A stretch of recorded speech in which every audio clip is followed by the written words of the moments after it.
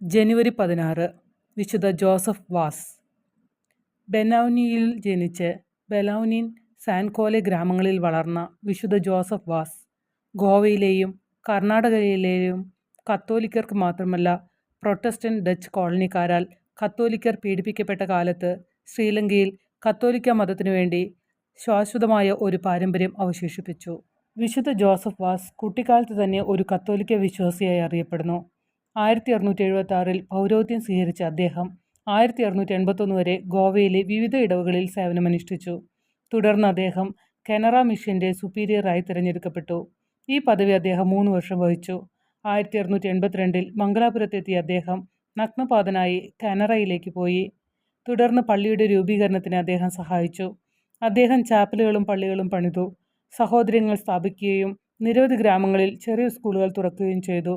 അദ്ദേഹം മതബോധനക്കാരെ നിയമിക്കുകയും പള്ളിയുടെ പരിപാലനത്തിനായി വ്യവസ്ഥകൾ ചെയ്യുകയും ചെയ്തു.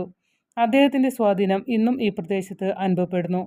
1684 അദ്ദേഹം ഗോവയിൽ തിരിച്ചെത്തിയപ്പോൾ പ്രാദേശിക ഗ്രാമങ്ങളിൽ പ്രസംഗിക്കുന്നതിന് സമയം ചിലവഴിക്കുകയും അടുത്തിടെ ഗോവയിലെത്തിയ ഒറട്ടോറിയന്മാരുടെ കൂട്ടത്തിൽ ചേരുകയും ചെയ്തു. ഈ സഭയിൽ ഉന്നത പദവിയിലേക്ക് അവൻ പെട്ടെന്ന് ഉയർന്നു.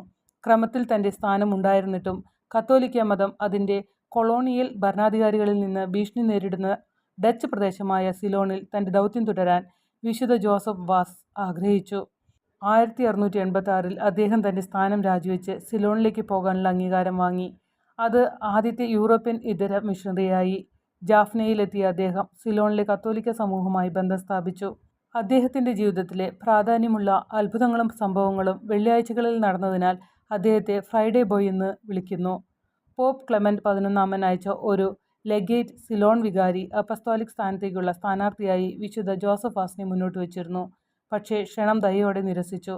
59 വയസ്സിൽ അദ്ദേഹം അന്തരിച്ചപ്പോൾ 70,000 കത്തോലിക്കരുടെയും 15 പള്ളികളുടെയും 400 ചാപ്പലുകളുടെയും പാരമ്പര്യം അദ്ദേഹം അവശേഷിപ്പിച്ചു.